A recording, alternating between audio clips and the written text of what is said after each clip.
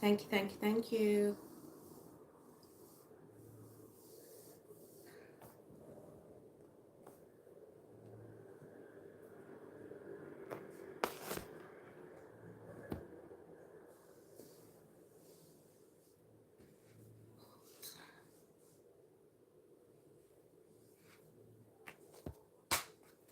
Thank you, guys.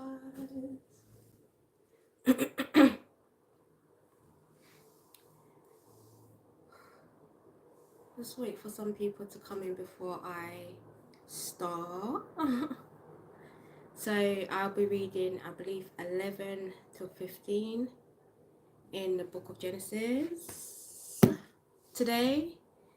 So yes, thank you for the like. I appreciate that very much.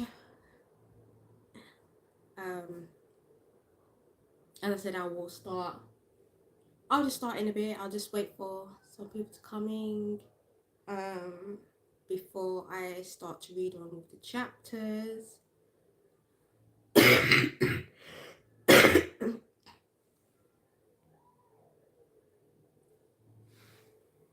Hi, Nisi. How are you? Um, so I didn't go live I was meant to go live this week, but I was ill. So excuse me if I'm coughing because I'm still like getting better, but I'm a lot better than I was 4 days ago. Hey, twins. I'm good, Nisi. Thank you for coming through. Thank you, twins, for coming through. As I said, I've been ill for the last 4 days, but I feel a lot better. Listen, the enemy cannot keep me down. Tried and failed. I'm always going to be speaking the word. I'm always going to be speaking about God and glorifying Him. So it will that will never stop me. Being sick will not deter me, because God is going to give me strength. He's going to give me healing, and He's going to get me back to what I need to be doing. So I'm giving Him all praises for restoring my health and getting me back to speaking the word, because honestly, even though I have been praying and speaking to God and do my own Bible studies, I miss speaking the word, and just sharing how good God is, and how much He has done for me. And I just really want you guys to know how amazing and awesome He is. Um, so again, I have to give all praises to Him for getting me back here to speak the word, which is absolutely amazing. So thank you all that has come through and liked. I really, really, really, really appreciate it.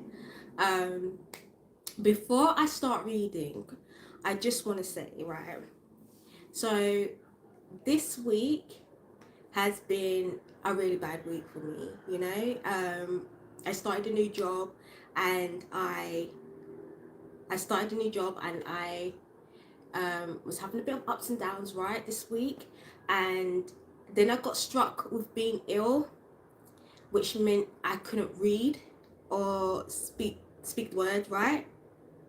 And then everything just started to pile up on me, and I got really stressed and really frustrated. But then God, I'm telling you, He works in ways that humbles you, right? On my way back from work yesterday, I had a really bad day. Nothing was going to plan, and there was an accident on my journey, which meant I had to walk home. And at this point, I've done overtime at work. I'm tired. I just want to get home. I've already had a bad week. I'm still recovering from being ill, and I just felt very, very frustrated. And as I got past the accident, I could see that there was a person. I don't know if he lost his life, but it didn't look good. And in that instant moment, I said, my week is not bad. My day is not bad. And I knew instantly that was God humbling me, saying, you think your day is bad? You think your week is bad? This guy here is laying on the floor. I don't know if he got hit by a car or a bus, I don't know what it is. And he's fighting for his life. But you are here walking, you're able to walk home after work and still breathe. And in that moment, I just said, okay, you got it, God. You got it, God. You're right. Let me humble myself. And hi, Zay. Let me humble myself and let me get on with my evening. And then the next day, which is today, I will start again. So I went to church and I felt like my peace was restored. And I can only give that all to God, right? Because as I said, God will humble you. He will humble you. When you think your day is bad, when you think you're going through something worse, somebody else is going through something worse than you. And in that moment, I just realized that everything that I felt yesterday, everything that I felt during the week, it didn't even matter. It really didn't even matter. And I also know that whatever God gives to me, he knows that I can handle, and he gives me the strength every day. So, that's part of having faith, and that's part of having trust, right, in God and what he is doing. And then I thought it was also amazing that, okay, so I've come home and I was really tired and I didn't want to do Bible studies. I really wanted to sleep. I've walked halfway home. And God said, no, you need to do your Bible study. You need to continue doing what you're doing. It doesn't matter how tired you are, right? So I just want to read this verse because I just thought, like, again, God's humbling me, right? So this is Chronicles 2:15-7. It's, but as for you, be strong and do not give up, for your work will be rewarded. And in that moment, I said, how amazing is that? Because God said, even though your week, your day, it took out the energy out of you, he's telling me to keep going and keep being strong, because every good deed that I'm doing, hi Jordan, every good deed that I'm doing, he sees it. He sees it. And in due time, it will be rewarded. So again, everything that I was feeling during the week and yesterday, I was like, okay, God, it's all yours. You're right. Why am I worrying? Let me give it all to you. That's what I should be doing, right? Why am I carrying this all on my own? Why am I carrying this weight on my own this week when you're there to help me, Again, God really humbled me this week. So we start a fresh new week with a better outlook and a better way of navigating the week. So I just want to give him all the praises. So I thought I'd just say that before I start reading the next chapters in Genesis. So I believe in the last chapters we read about Noah's Ark, and we read about how Noah was obedient to God and he did what God asked him to. And yeah, so we'll just move on from that. So this is Genesis chapter 11. Now the whole world had one language and a common speech. As people moved eastward, they found a plain in Shinar and settled there. They said to each other, "Come, let's make bricks and bake them thoroughly." They used bricks instead of stone and bitumen for mortar. Then they said, "Come, let us build ourselves a city with a tower that reaches to the heavens, so that we may make a name for ourselves. Otherwise, we will be scattered over the face of the whole earth." But the Lord came down to see the city and the tower the people were building. The Lord said, "If as one people speaking the same language they have begun to do this, then nothing they plan to do will be impossible for them. Come, let us go down and confuse their language so they will not understand each other." So the Lord scattered them from there over all the earth, and they stopped building the city. This is why it was called Babel, that is Babylon. Sorry. So the Lord scattered them over the earth, and they stopped building the city. This is why it was called Babel, because there the Lord confused the language of the whole world. From there the Lord scattered them over the face of the whole earth. This is the account of Shem's family line. 2 years after the flood, when Shem was 100 years old, he became the father of Arphaxad. And after he became the father of Arphaxad, Shem lived 500 years and had other sons and daughters. When Arphaxad had lived 35 years, he became the father of Shelah.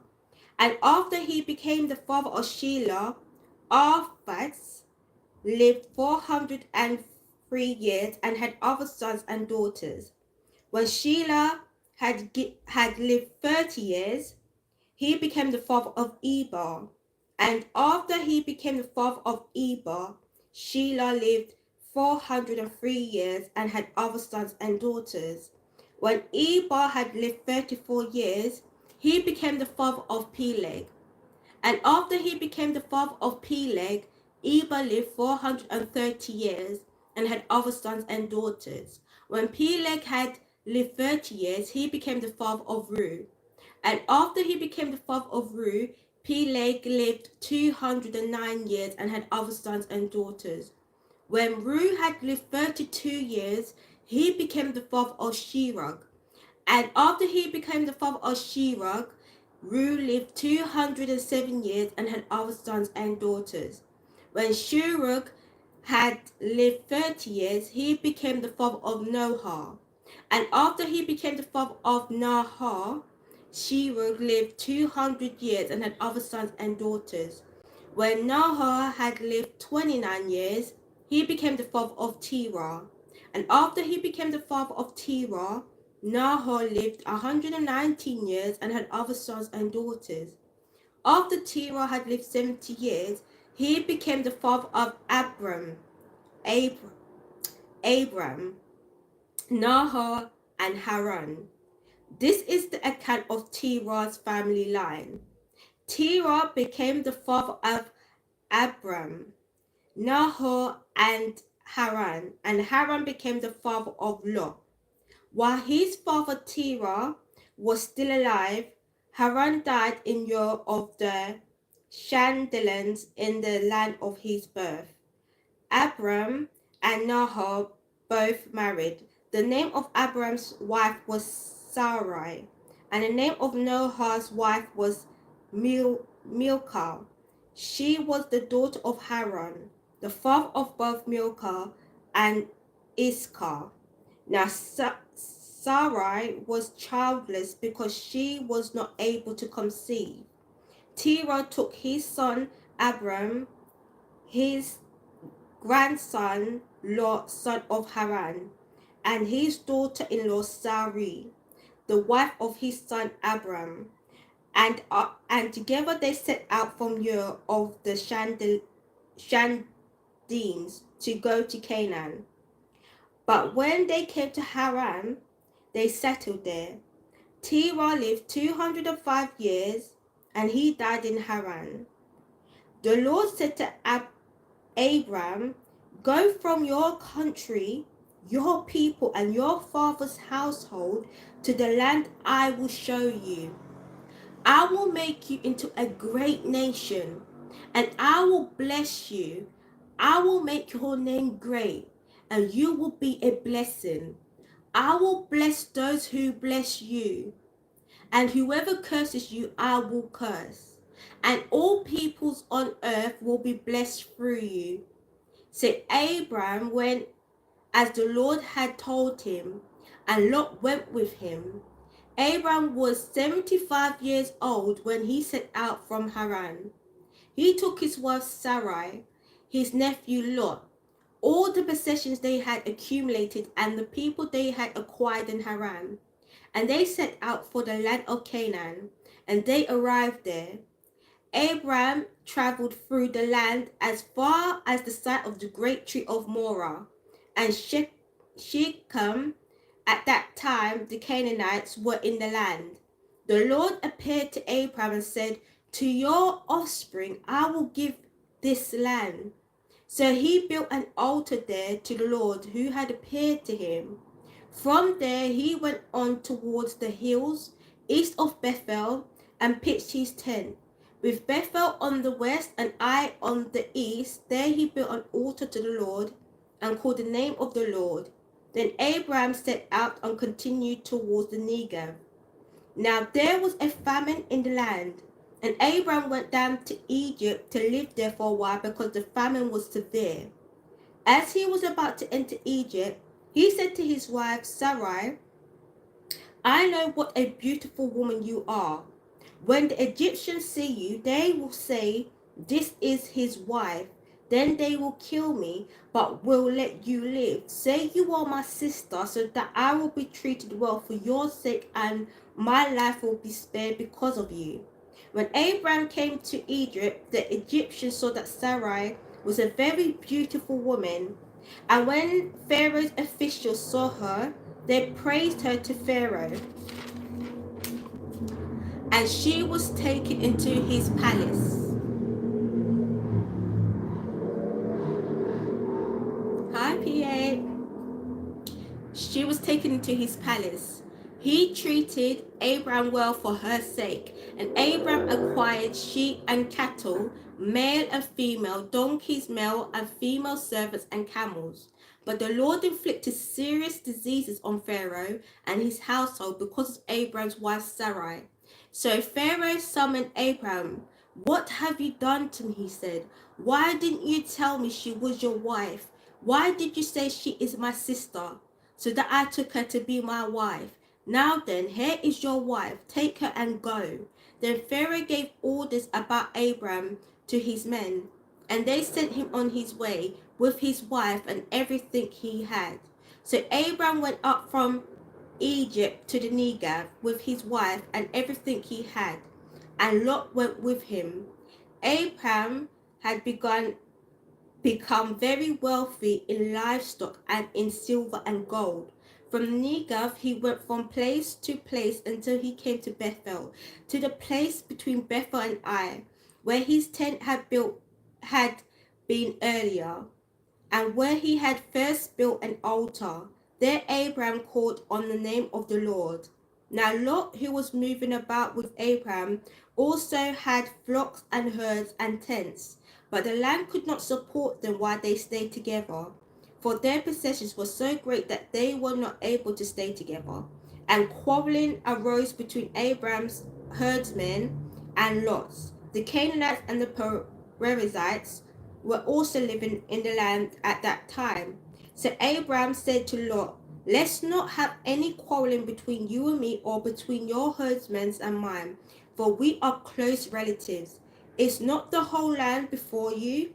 Let's part company. If you go to the left, I go to the right. If you go to the right, I go to the left.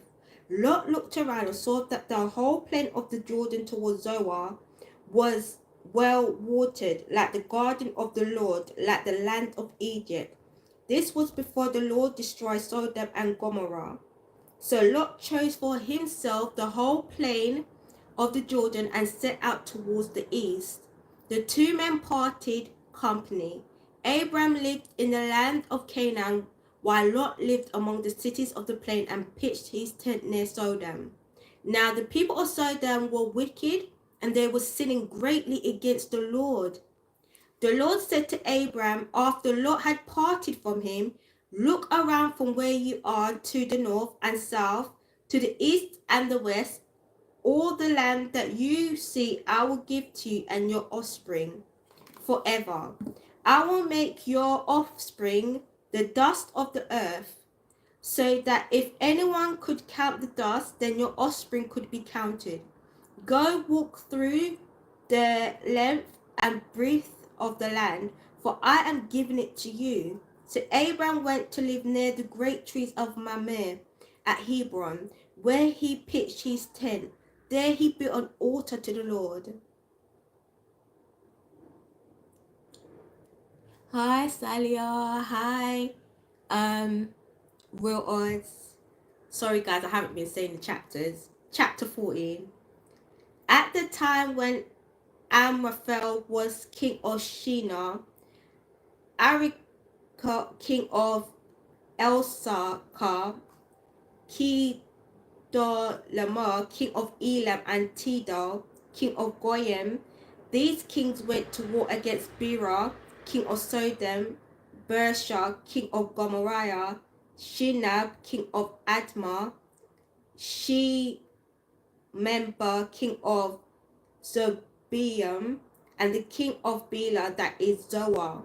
All these latter kings joined forces in the valley of Siddim, that is the Dead Sea Valley. For 12 years they had been subjected to Kedorlaomer, but in the 30th year they rebelled. In the 40th year, Kedorlaomer and the kings aligned with him went out and defeated the Rephaites in Ashtaroth, Karnaim and Jerizzites in Ham, the Emorites in Shavar, Kerethaim, and the Horitites in the city of Seir, as far as El Paran, near the desert. Then they turned back and went to En Mishap, that is Kadesh, and they conquered the whole territory of the Amalekites, as well as the Amorites, who were living in Hazezon Tamar. The king of Sodom, the king of Gomorrah, the king of Admah, the king of Zeboiim, and the king of Bela, that is Zoar, marched out and drew up their battle lines in the valley of Siddim against Kedorlaomer, king of Elam, Tidal, king of Goyim, Amraphel, king of Shinar, and Arioch, king of Elasar. 4 kings against 5. Now the valley of Siddim was full of tar pits, and when the king of Sodom and Gomorrah fled, some of the men fell into them, and the rest fled to the hills. The 4 kings seized all the goods of Sodom and Gomorrah, and all their food. Then they went away. They also carried off Abram's nephew's Lot and his possessions, since he was living in Sodom. A man who had escaped came and reported this to Abram the Hebrew. Now Abram was living near the great trees of Mamre the Amorite, a brother of Eshcol, and Aner, all of whom were aligned with Abram. When Abram heard that his relative had been taken captive, he called out the 318 trained men born in his household, and went in pursuit as far as Dan. During the night, Abram divided his men to attack them, and he routed them, pursuing them as far as Hobah, north of Damascus. He recovered all the goods and brought back his relative's Lot and his possessions, together with the women and the other people.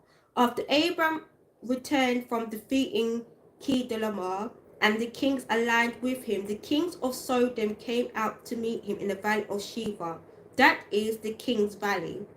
Then Melchizedek, king of Salem, brought out bread and wine. He was priest of God Most High, and he was blessed. Abram saying, blessed by Abram by God Most High, creator of heaven and earth, and praise be to God Most High, who delivered your enemies into your hand. Then Abram gave him a tenth of everything. The king of Sodom said to Abram, give me the people and keep the goods for yourself.